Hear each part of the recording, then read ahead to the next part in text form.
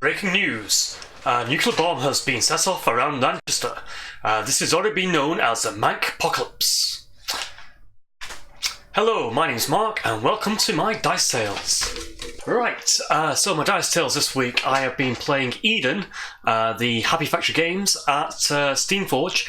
Steamforge HQ, which has got a shop which allows people to run events at.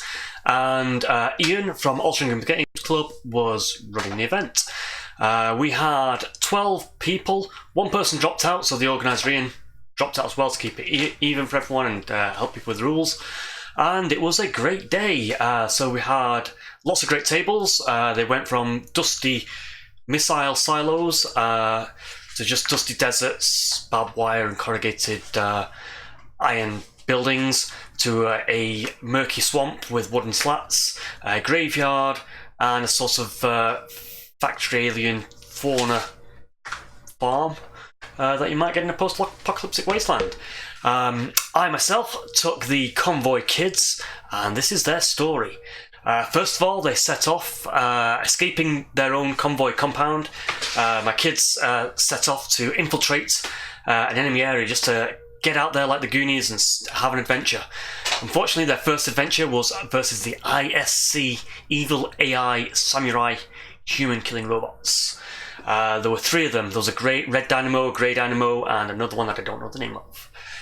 So we had to infiltrate to their side of the board, escape, grab whatever data we need, come back on and survive 5 rounds without getting murdered by their evil psycho robots. And it went very well for me, and I was winning the game. I just managed to outpace my opponent with my strategic points, giving me a speed boost just to keep me out of those slashing samurai range swords. Unfortunately, Ralph and Wolf bit the dust. They are very much the Shaggy and Scooby-Doo of my gang. Wolf is pretty much a blocker. My convoy had this train moving ability, so they can set up the board how I like at the beginning, and I can set up corridors, and I can send in my big based dog to block corridors where the enemy might be coming from, and just basically move my squad around the train and try and get to whatever objectives they're trying to do. So that was game one. It went very well for me. However, there was a catch to it. It wasn't allowed in a tournament pack. I got my tournament lists mixed up. So when we went to the judges with that, we went to the judges with a score. He downgraded my win to a draw, and he upgraded my opponent's loss to a win.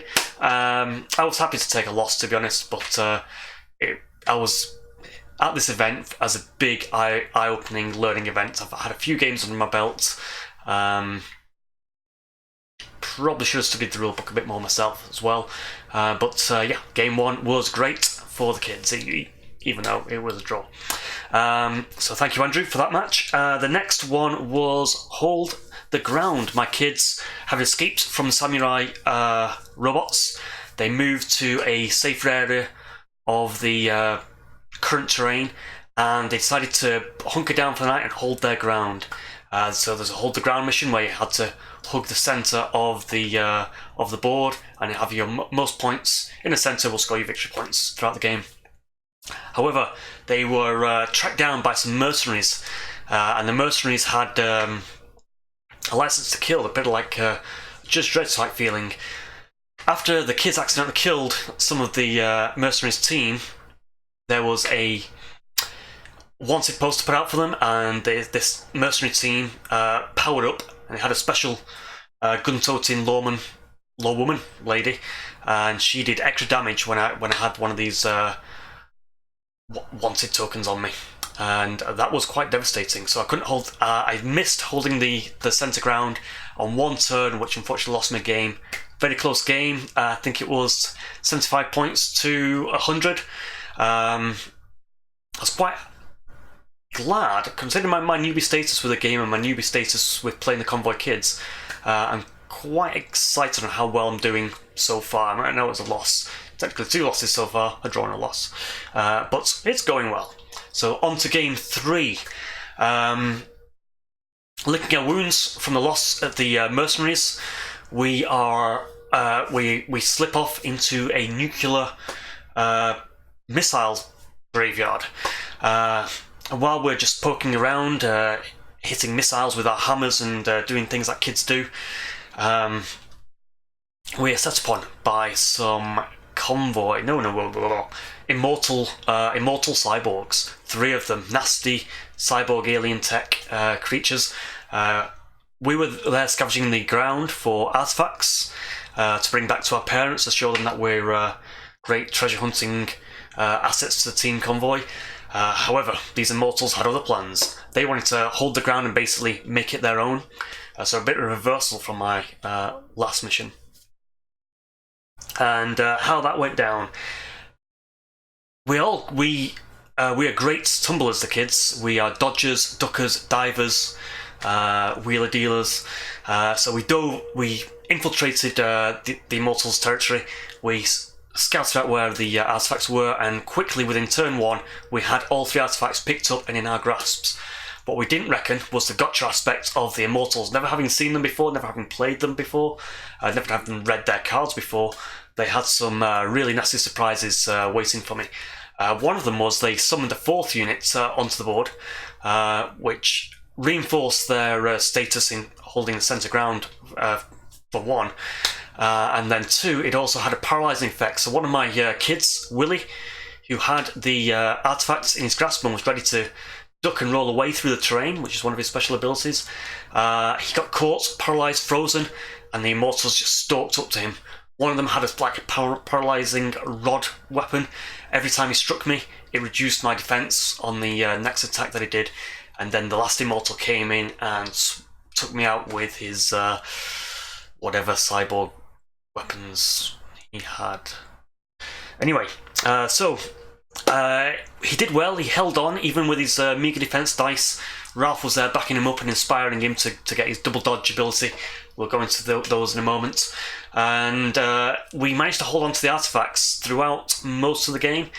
So that brought the entire game to a draw, 100 points to 100 points. With him holding the centre and me just holding onto the artifacts for long enough. So I've got a draw and a loss so far. Game 4 was a unique mission, so rather than playing the missions that came in the boxes and the cards and the Game of Eden itself, Ian had devised, I don't know who came up with the mission exactly, but it was a little bit like Capture the Artifacts. There were 4 points. The story was there was a crashed alien spacecraft and it scattered all its parts across the terrain, and the kids this time saw an oncoming mutant threat making its way in waves across the wasteland and saw this shiny, jangly currency out on the board, and they dashed in there as they can to try and grab as much of this alien tech and take it home to their parents to turn into great weapons to fight the convoy fights in the future. And it didn't go well for the kids. We infiltrated. We got to each of the points much faster than the slow-moving horde. However, we were gotcha'd again as another faction that I've never played before. They have an ability where all their characters can move. So normally it's a I move, you move game. This time it was they move. And while I was filling my pockets with alien tech in the middle of the board, his entire board moved, and what I was planning on interrupting and then dancing away with my pockets full of treasures, I could no longer do that. And the horde advanced on me, got me into melee combat, which means I was spending my action points to dodge, and then on my turn using whatever remaining action points I had left to try and disengage and move as far as I could, and I really couldn't move that far. So I was taken down and nibbled. My kids that had filled their pockets with treasure were nibbled and dropped their treasure on the floor, and that was a sad end to the convoy kids on the day. This entire adventure brought me to second to last on the table. So it was 10 people, so I came ninth out of 10.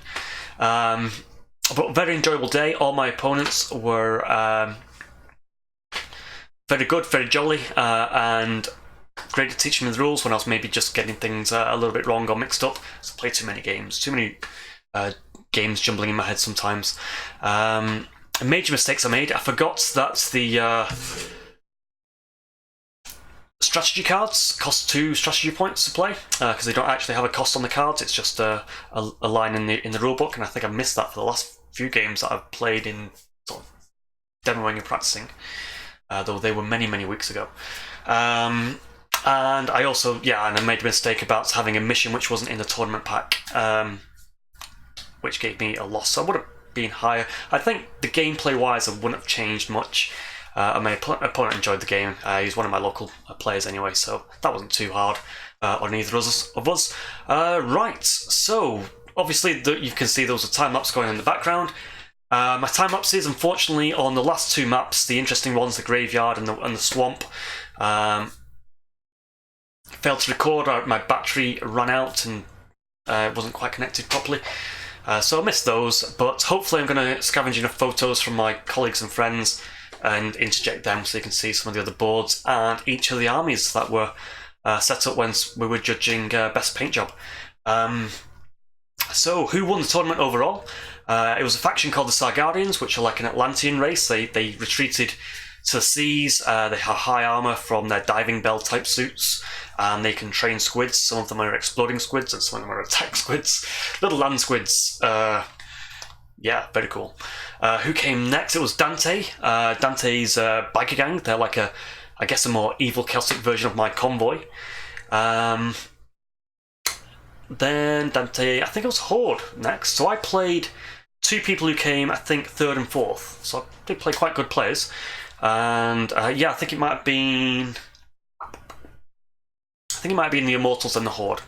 If I remember correctly. And then down at the bottom, there was another Sargardian in the list. There was the ISC who I faced. The Mercenaries. What else was it? The Mercenaries. Another faction that I've not heard of. Something like Red October or something like that. And finally, Killer Clowns. Unfortunately, they came last in this particular tournament. But it was a great day. So the Wastelands of Manchester. Fantastic. We are thinking, or Ian is thinking, of running another tournament in maybe October, November. And also it is going to be played at Gotham to Cimmeria, which is going to be run in Element Games in October. So check out that gaming group on Facebook. And hit us up in Altringham, because it's still a popular game there. And should we leave it there? So my squad, let's see if I can bring them up and bring up images of them. So I own the Convoy Kids starter set, and I just bought the Lysol character as well because she looks cool. She looks like a Tomb Raider. So I had pretty much, that's all I had to work with. So the Convoy Kids, I took Ralph as my leader.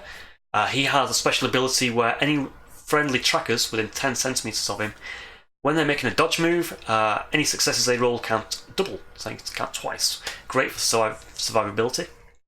But you still need reaction points to make the dodges, so that's why I lost a few men. And one or two bad rolls where I just didn't roll a dodge. We're also quite survivable because all the kids have got quite high movement. I think there's 2 speed 6s, 1 speed 5, a couple of speed 4s, and that was very good for sort of avoiding shooting attacks in a way. My second was Lysol. She was a great character, probably female of the match. One for her infiltrating skill. She can get right in there on the first turn, next to her objective, stick it in her pockets and run away. She also has a tumbling ability, and I use that to good effect. Her and Willie have this tumbling ability, which means any terrain that we set up, instead of walking around it, I can basically tumble through it without taking any negative effects. Doesn't slow me down, and it's a great way of getting into and out of combat sometimes. I generally use it to get out of combat. And what else was there? There was Willie, I've mentioned. Tilo. Tilo survived because he had a smoke bomb which he could drop on himself, which means people couldn't engage with him. And he also used it to good effect in one game versus the Mercenaries, where they were trying to shoot at me, and I got one of my wounded guys behind Tilo when he dropped his smoke bomb, so he couldn't be shot as well. So that worked out for me in the Horde game and the Mercenary game.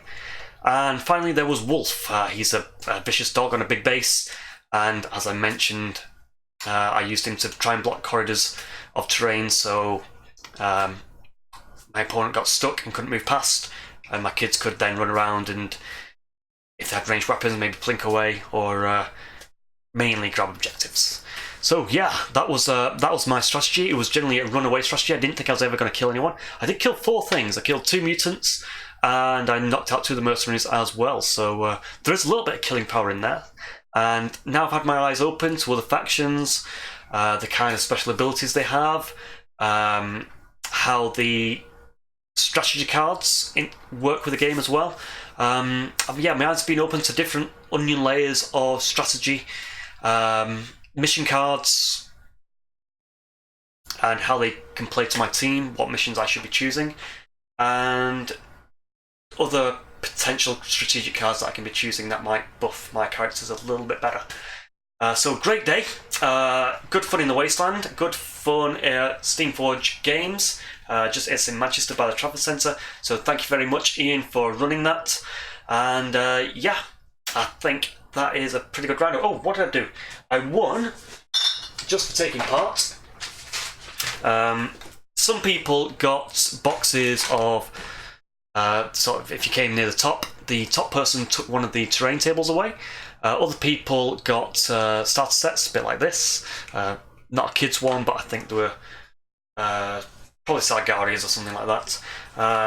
I picked up a little bit of terrain from TT Combat. I got this nice industrial set, which can be very useful for my Star Wars Legion games, Kill Team, and literally everything, to be honest. And the second one with a water tower, which will be great for Eden itself, and a well. Might use that in Kings of War Vanguard, among other games. So I'm very happy I turned up. We also got a lunch on the day, and it was a lovely air-conditioned room on that hot Saturday. So yeah, great event. I hope this is enough of the write-up, and enjoy the photos and any music that I put on right now. Thank you very much for watching my Dice Tales.